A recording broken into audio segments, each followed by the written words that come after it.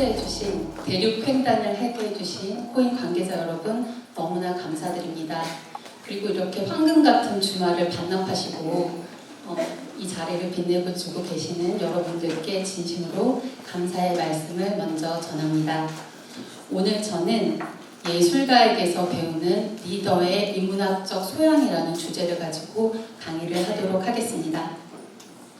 200년 전 파리에서 한 예술가 마네는 지금 우리에게 어떤 이야기를 들려주고 싶은지 제가 이 시간 통해 함께 알아가 보도록 하겠습니다. 네, 제 소개인데요. 저는 도슨트입니다. 그림을 소개하는 역할을 하는 사람입니다. 그런데 그림만 이야기하는 것이 아니라 그림에 담겨진 이야기까지 같이 연결해서 인문학적인 이야기까지 연결해서 소개를 해드리고 있습니다. 북클럽, 강의, 클래스, 그리고 뉴욕에는 정말 좋은 미술관이 많은데요. 거기에서 프라이빗 도슨트로 활동하고 있습니다. 평범했던 그저 아이를 키우는 엄마였던 제가 이렇게 다양한 활동을 할 수 있었던 데에는 정말 작은 변화에서 시작된 것이었습니다. 그 이야기를 천천히 들려드리도록 하겠습니다. 20년 전 사진이에요. 저를 찾아보세요. 제가 대학을 한국에서 졸업하고 윤리교사로 중학교, 고등학교에서 10년 정도 근무했었습니다. 결혼을 하고 아이 둘을 낳을 때까지 저는 평생 한국에서 교육 공무원으로 살 줄 알았는데요. 이 남편의 해외 발령으로 런던에 가게 되었습니다. 그리고 7년 정도를 살았는데 또 어쩌다 보니 또 이곳 뉴욕으로 이사를 와서 5년 정도 더 살아서 지금 총 해외살이 12년 차입니다. 경단녀이기도 하고요. 저는 런던에 처음 가서 제가 처음 했던 일이 뭐였냐면은 아침에 일어나자마자 아주 어린 두 아가들의 기저귀를 가는 연년생 아가들의 기저귀를 가는 일로 시작됐습니다. 정말 육체적으로, 정신적으로 새로운 곳에서 정말 많이 힘들었었는데 돌이켜보면 그 힘든 와중에서도 저를 위해서 한 일이 있었더라고요. 아주 꾸준히요. 그건 뭐였냐면은 런던은 미술관들이 대부분 공짜입니다. 그래서 저는 틈만 나면 미술관에 가서 쉬었습니다. 그림은 거의 보지 않았고요. 그냥 한 점 정도 보고 커피숍 가서 쉬었습니다. 그렇게 해서 그림과 친해지게 되었습니다. 지금 런던 내셔널 갤러리 모습인데요. 그리고 아이들이 조금 크고 나서부터는 시간적인 여유가 생겨서 매주 월요일마다 미술 수업을 찾아서 들었습니다. 런던을 떠날 때 돌이켜보니 제가 매주 월요일 2시간씩 거의 5년을 들었더라고요. 그래서 런던 생활은 저에게 정말로 미술과 친해지게 될 수 있었던 그런 아주 소중한 시간이었습니다. 또 런던에서 더 살고 싶었는데 남편은 직장일로 갑자기 뉴욕에 왔는데 오자마자 코로나 바이러스였어요. 그때 제 나이가 40이었습니다.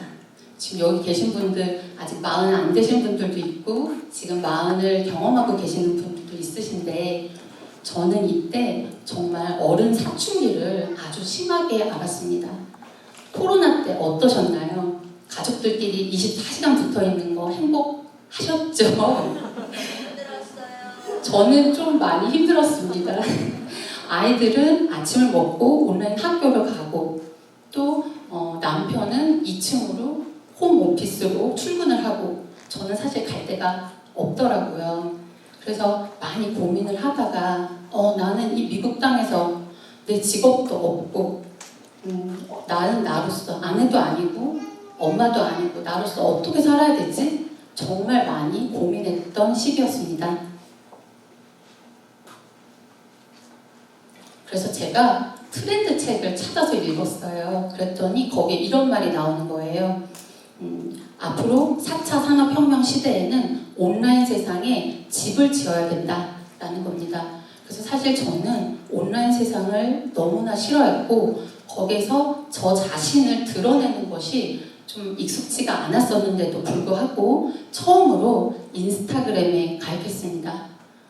인스타그램에 가입해서 뭘 올릴까, 피드를 뭘 올릴까 하다가 그냥 비공개 계정으로 제가 좋아하는 그림하고 그에 대한 설명을 갖다가 조금씩 올렸는데요. 그거가 이제 조금씩 차곡차곡 쌓이다 보니까 공개 한번 해볼까 그런 마음이 들더라고요. 그래서 원래는 비공개 계정이었는데 전체 공개 계정으로 저답지 않은 행동을 하게 된 거예요. 그래서 그렇게 전체 공개 계정이 되니까 진짜 새로운 세상이 열렸습니다. 아무도 좋아해 줄 것 같지 않았던 이야기였는데 제 이야기를 되게 좋아해 주시는 거예요. 그러면서 인친이라고 들어보셨어요? 인스타 친구예요. 제가 온라인 친구가 생겼는데요. 그 코로나 때 그 온라인 친구분 중에 한 분이 저에게 온라인 커뮤니티를 소개를 해주셨어요. 그건 바로 꿈공방이라는 곳이었습니다. 제가 이 꿈공방에 가서 정말 많이 놀랐습니다. 왜냐하면 여기 보이는 이 사진 속에 있는 사람들을 한번 보시실래요? 다 미국 땅에 살고 있는 한국 여성입니다. 이렇게 많은 사람들이 여기 모여 있었구나. 근데 이 모여 있는 사람들이 여기 다 모여서 다들 각자 자기가 원하는 거, 공부하고 싶은 거, 그 다음에 습관 들이고 싶은 거 이런 것들을 챌린지도 하고 북클럽도 하면서 너무나 열심히 살고 있는 거예요. 그래서 저는 정말 많이 놀랬고 또 이들의 고민도 저랑 너무 비슷해서 되게 많이 위안을 받았습니다. 그래서 사실 제가 교육공무원 출신이다 보니까 시키는 일은 꽤 잘하거든요. 근데 이제 시키지 않은 일을 웬만해서는 일을 잘 안 벌리는데 제가 용기 있게 처음으로 일을 벌렸습니다. 그게 바로 그림 인문학 북클럽의 리더였습니다. 사실 여기 지금 와 계시는 분들 중에 저의 처음 모습을 기억하시는 분들이 있을 거예요. 그때 북클럽에 회원으로 오셨던 분들이 저를 응원해 주시려고 저 자리에 지금 앉아 계시는데 제가 좋아하는 그 그림 이야기를 하고 싶어서 북클럽을 만들었고요.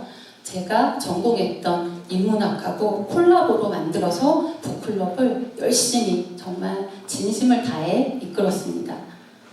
제가 사실 리더로서의 경험이 있는 건 아니었어요. 그런데 제가 좋아하는 일을 찾아서 나누다가 보니까 정말 작은 소규모 공간이었지만 제가 리더가 되어 있었더라고요. 그래서 정말 새로운 거를 많이 배웠어요. 그래서 리더가 되면서부터 진심을 다하는 모습을 알아주셔가지고 저를 강연에 초청해 주시는 분들도 계셨고 그리고 국제 전문 도슨트 자격증에도 도전했고요. 그리고 지금 뉴욕의 프라이빗 미술관에서 제가 프라이빗 도슨트로도 활동하게 됐고요.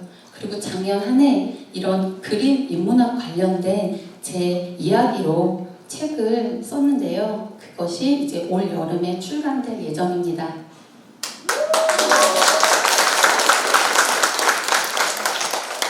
네, 한번 그림을 보실게요. 자, 미술사는 인문학의 꽃이다 라는 말 들어보셨나요? 네, 그림을 깊이 감상한다는 것은 인간을 깊이 이해한다는 것과 같습니다. 지금 이 그림 너무 아름답잖아요. 비너스의 탄생이라는 그림이에요. 그런데 그림은 이렇게 보여지는 것만이 다가 아닙니다. 너무 아름답지만 이 아름다움은 그림의 10%도 되지 않을 거예요.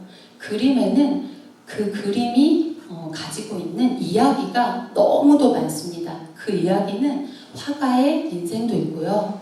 화가가 살았던 그 당시에 경제, 사회, 문화, 윤리, 관계 이런 모든 것들을 다 그림에 갖고 있습니다.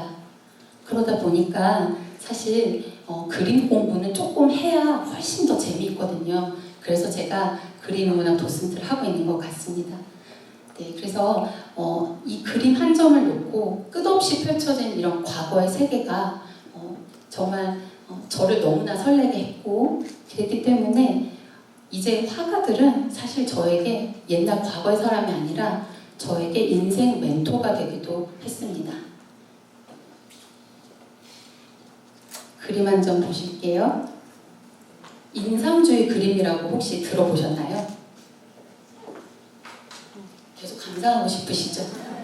너무 아름답죠? 이 그림은 인상주의 대표 화가 모네의 수련이라는 작품입니다. 뒤에 있는 거 보이시나요? 자, 이 그림은 지금 연못을 그린 건데요. 연못에 비춰진 나무와 풀잎 그리고 둥둥 떠다니는 이 연못들을 그린 겁니다. 가장자리에 모네가 멋을 냈어요. 파란색, 빨간색, 노란색으로. 저는 이런 그림을 보면서 너무나 정말 평화롭고 안무를 정화시켜주는구나 그런 마음이 드는데 이런 그림은 당시에는 인정받지 못했던 그림입니다. 그리고 완성되지 못한 그림이라고 취급받았었습니다. 이런 그림이 나오기까지 마네라는 선배 화가가 있었는데 용기 있게 이런 그림을 그릴 수 있었던 거는 그런 마네라는 선배 화가가 있었는데 학교 다닐 때 마네, 모네 맨날 헷갈리셨죠? 제가 오늘 안 헷갈려드리게 팁을 드릴게요. 네, 마가 먼저예요. 왜냐하면 한글 모음 순서가 아가 먼저니까 마가 먼저고 마네가 선배 화가인데 후배 화가인 모네한테 영향을 주어서 이런 아름다운 그림을 그렸구나 생각하시면 좋을 것 같습니다. 마네 모네가 살았던 당시의 파리 이야기를 잠깐 들려드리도록 하겠습니다. 당시 1830년대 때 사진기가 처음 등장했어요. 그리고 20년 동안 비약적으로 발전해서 이제 빛에 노출되는 시간도 확 줄어들었고 그 사진 초상 사진을 받아보는 시간도 너무나 줄어들었습니다. 그래서 나다르라는 사진 작가가 찍은 이 사진을 한번 보세요.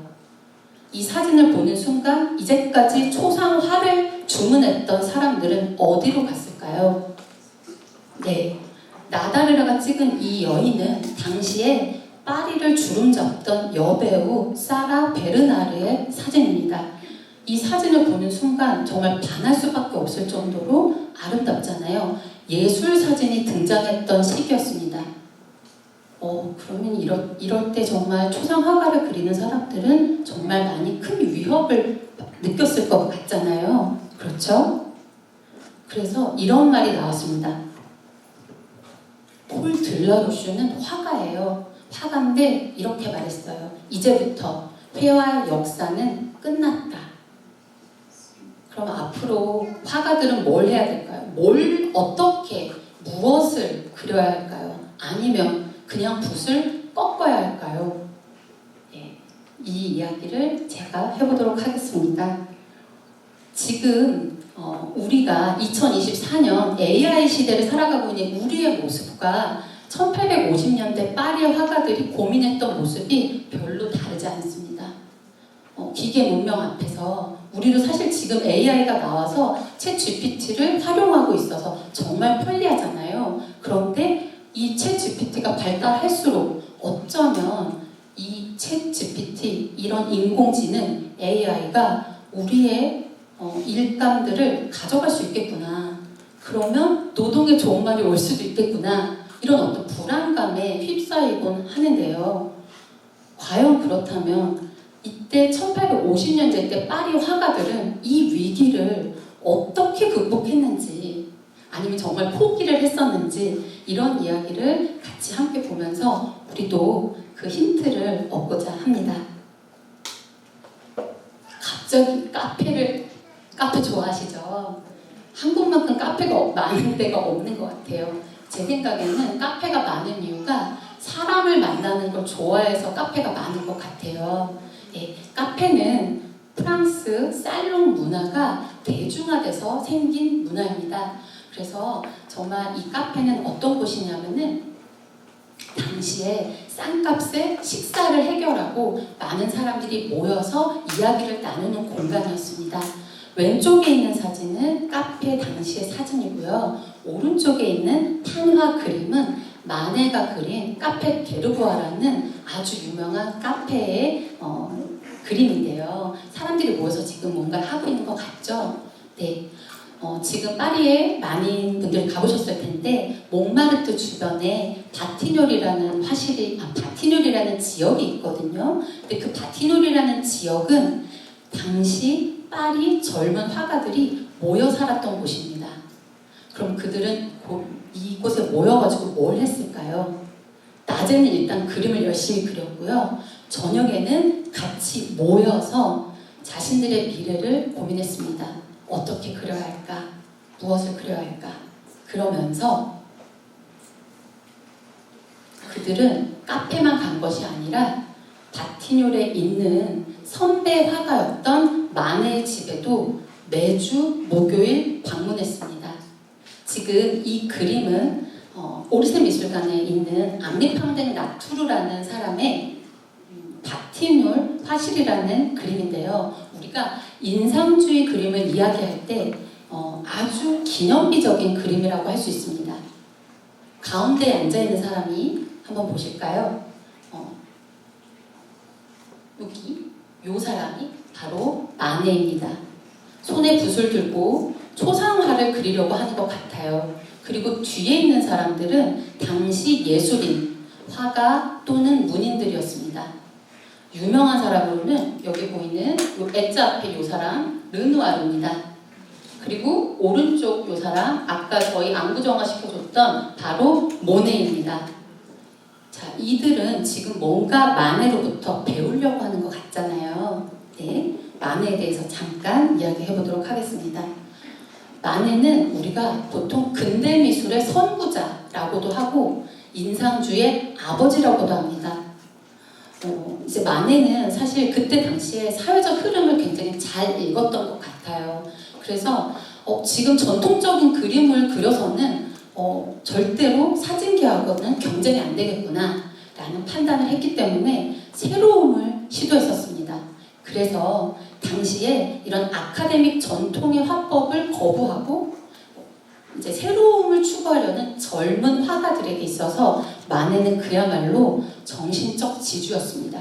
그래서 마네를 뭐라고 불렀냐면은 이 패거리를 뭐라고 불렀냐면 마네 패거리 또는 바티뇰 그룹이라고 불렀습니다. 그러면은 이 마네와 마네 패거리들은 어떤 새로움을 추구했었을까요? 물론 기존에 있었던 어떤 그림 방법하고 뭔가 달랐기 때문에 변화를 추구했었을 텐데 그게 제가 3가지를 가지고 왔습니다. 첫 번째가 그림의 내용에 있어서 현대성, 그리고 형식에 있어서 평면성과 알라프리마입니다. 뭔 말인가 싶으시죠? 제가 조금 더 3가지를 자세하게 고전의 미술 그림하고 그 다음에 새로움을 추구한 미술하고 비교를 해서 보여드리도록 하겠습니다. 그림 보시는 걸 좋아하셨으면 좋겠습니다. 저처럼. 자, 첫 번째가 현대성입니다. 왼쪽의 그림과 오른쪽의 그림 좀 야한가요? 둘 다 누드예요.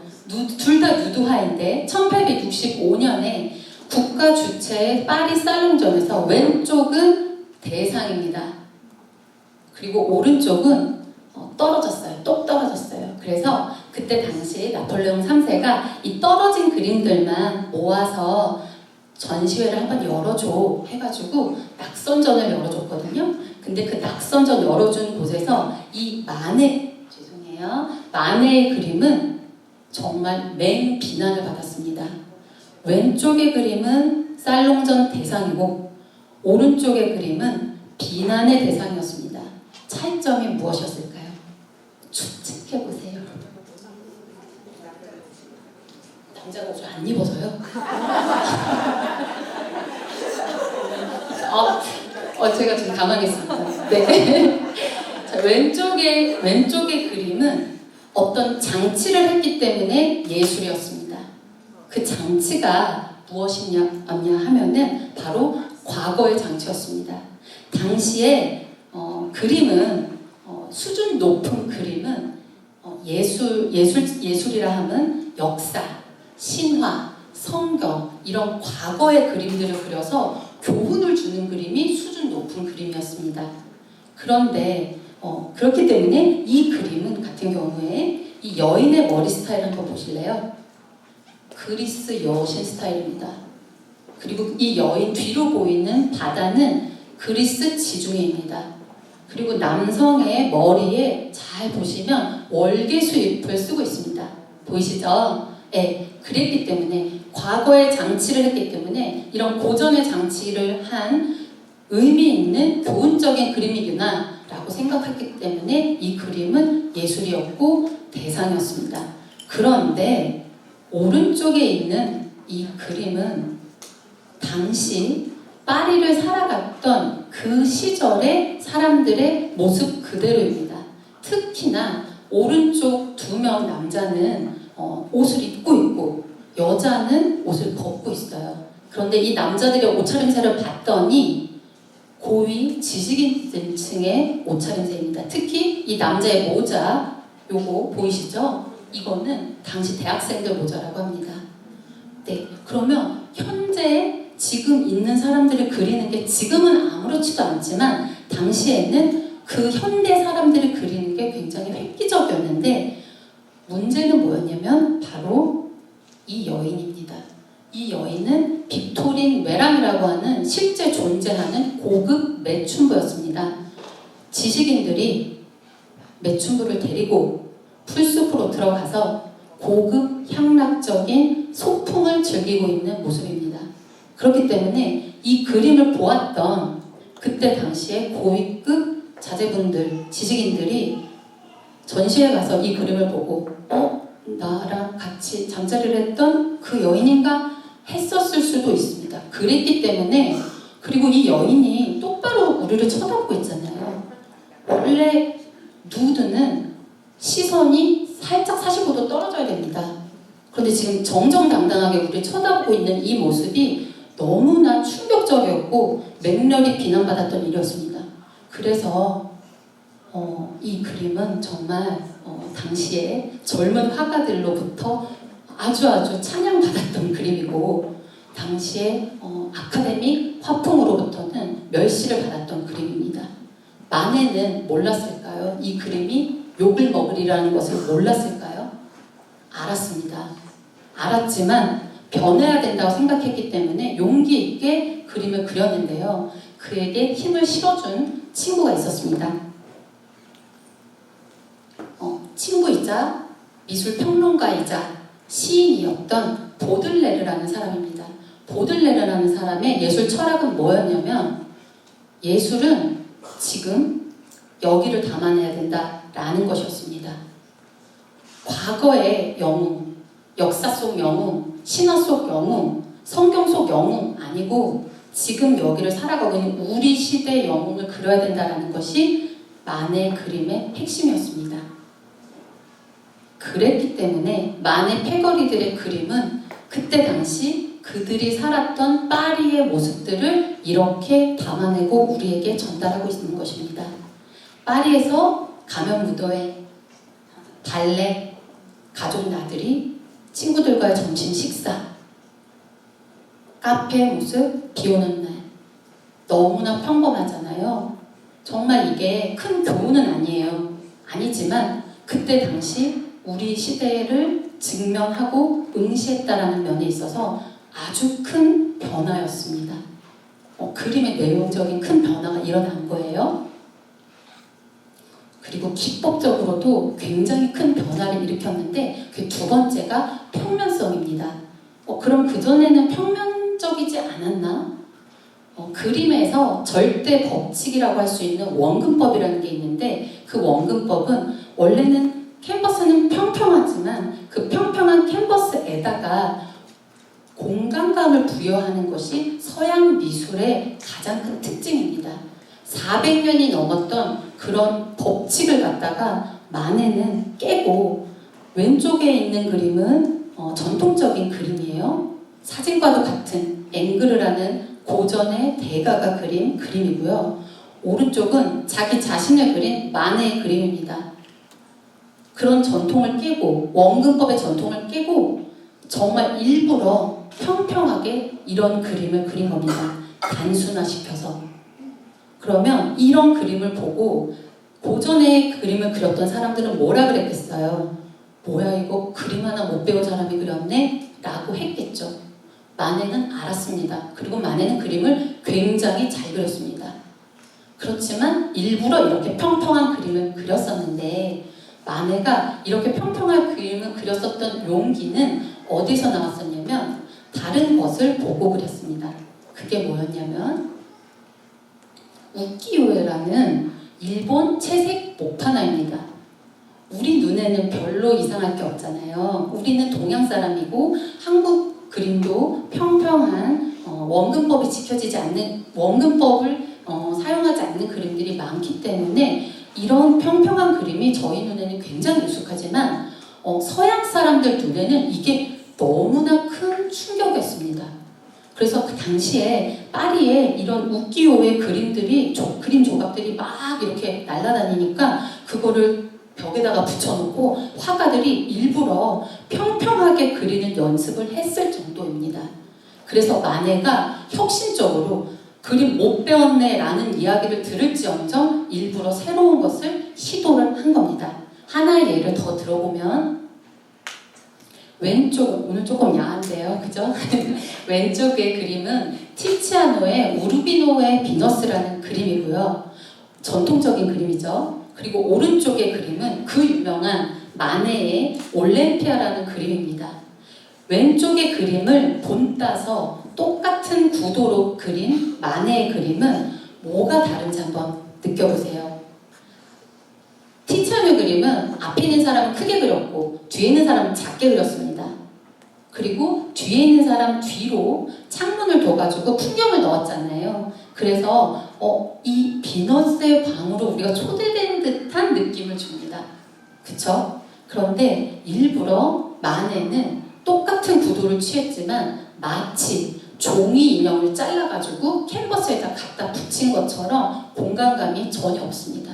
이게 바로 큰 변화였습니다. 마네가 일부러 그림 못 그린 척 한 거예요. 그쵸? 굉장히 용기를 낸 겁니다. 그리고 세 번째가 알라 프리마라는 붓터치 기법입니다. 좀 어려우실 수도 있는데 이건 그냥 미술 용어고요. 알라, 그리다, 프리마, 단번에 빨리 그리는 기법을 말하는 건데 그럼 그 전의 그림들은 빨리 그리지 않았을까요? 네, 빨리 그리지 못했습니다. 왜냐하면 이때 그 당시에 그려졌던 그림들이 다 오일로 만들어진 유화 그림인데요. 유화 그림 같은 경우에는 유화 물감을 바르고 다 마른 다음에 시간이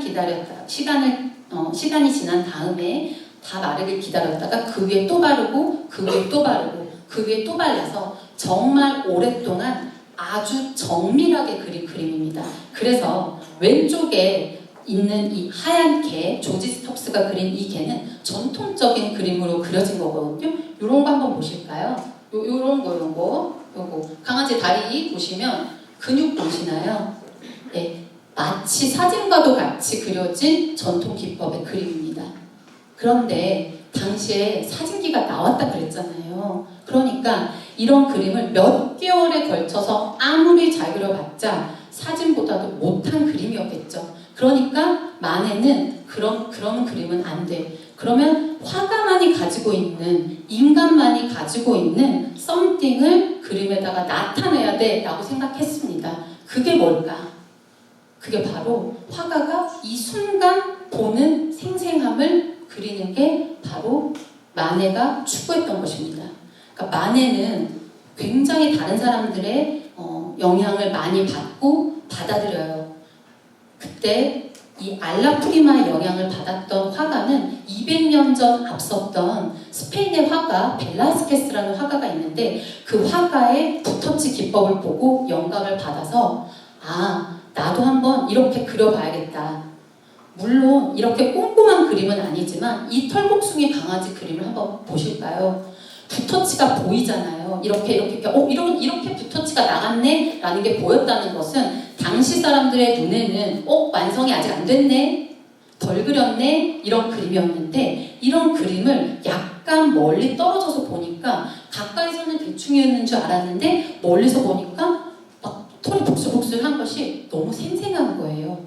이거구나. 만해가 이거라고 판단한 다음부터는 이런 빠른 붓터치 기법들을 아까 보여드렸던 그림처럼 후배 화가들한테 정말로 열심히 알려줍니다.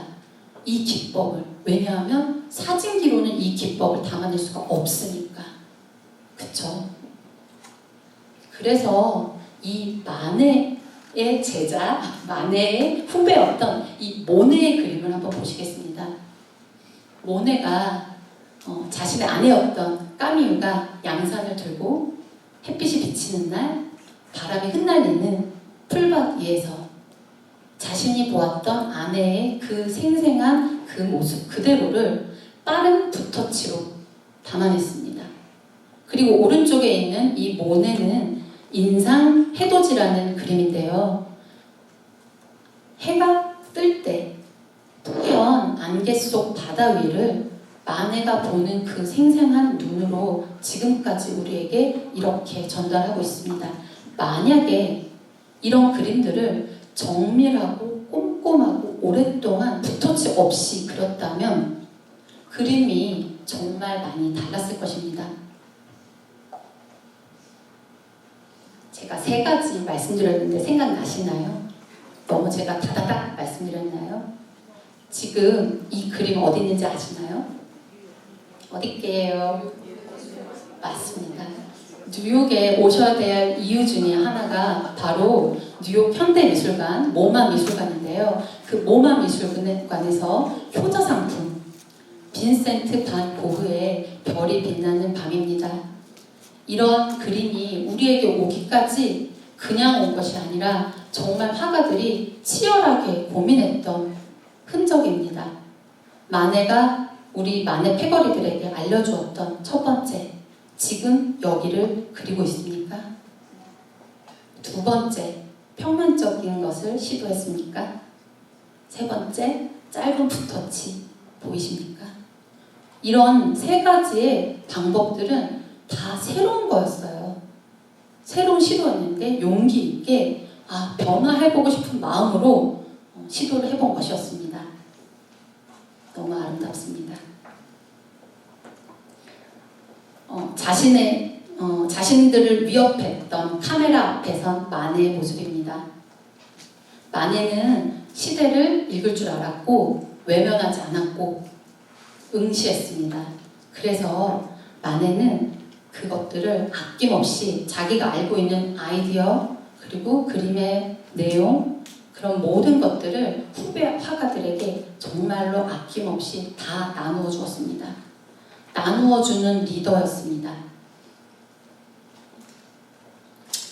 AI 시대 우리가 이렇게 과거 파리의 예술가들로부터 뭘 배울 수 있을까 생각해 봤더니 일단 그들은 붓을 꺾지 않았습니다. 붓을 꺾지 않았고 사진기는 사진기대로 가거라. 나는 우리의 길을 한번 타보겠다 해서 페이스, 직면했습니다.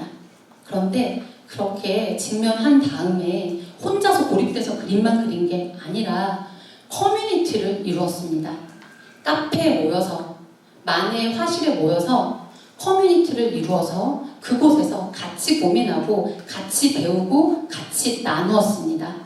그러다 보니까 이것저것 얘기를 하다 보니 그림만이 가지고 있는 어떤 휴먼 터치, 고유함을 발견했습니다.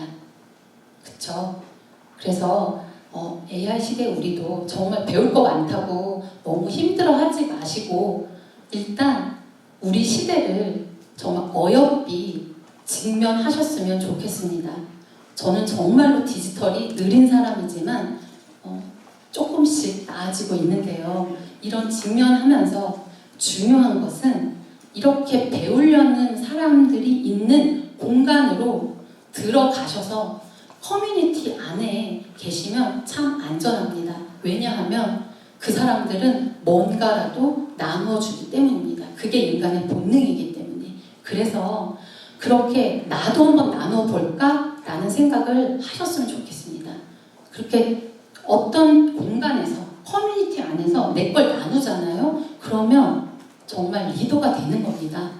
제가 그랬던 것처럼 제가 그림인문학 북클럽에서 그림 이야기를 나눴던 것처럼, 그리고 마네가 자신의 아이디어를 후배 화가들에게 나눴던 것처럼 말입니다. AI 시대에 중요한 거는 기술 습득이라고 생각하지 않습니다. 저는 기술은 따라오는 것이고요. 가장 중요한 거는 배우려는 마음이고, 그리고 내가 가진 것을 꺼내서 주려는 마음입니다. 제가 좋아하는 남인숙 작가님께서 이런 말씀을 하셨습니다. 한번 읽어보겠습니다. 자신의 무언가를 주겠다는 선의와 자원이 있다면 말과 행동의 폭이 넓어진다. 내가 뭔가를 주겠다는 자원이 있고 선의가 있으면 분명 그 사람은 리더입니다. 셀프 리더입니다. 셀프 리더가 되다 보면 말과 행동의 폭이 넓어지고, 그렇게 되다 보면 앞으로 어떤 사회가 다가오더라도 결코 두렵지만은 않을 것 같습니다. 왜냐하면 내가 강해지고 있으니까요. 그렇죠? 그래서 제가 그 코인 브로셔에 보면 무엇을 여쭤볼까 고민을 하다가, 저도 평범한 저도 찾고 끄집어내다 보니까 정말 고민 많이 했었거든요. 나눌 것이 있더라고요. 그러니까 여기 계신 분들 모두 다 너무나 고유한 사람들입니다. 그렇기 때문에 자신의 것을 이렇게 주겠다라는 마음만으로도 분명 자신만의 유니크한 그런 고유한 본성이 터져 나올 것이라고 저는 확신합니다. 그래서 1800년대 때 예술가들이 저희들에게 알려주는 것은 대단한 어떤 기술이 아니라 삶의 태도였습니다. AI 시대를 살아가는 삶의 태도는 대단한 것이 아니고 지금 내 안에 있는 무언가를 꺼내놓고, 그래서 우리가 속해 있는 이 공동체, 이 커뮤니티가 발전할 수 있게끔 도와주신다면 앞으로 살아갈 시대가 결코 두렵지만은 않을 것이라고 확신합니다. AI 시대를 살아가는 삶의 태도로서 커뮤니티에 기여하는 삶을 주제로 한 저의 강의는 여기에서 마치도록 하겠습니다. 감사합니다.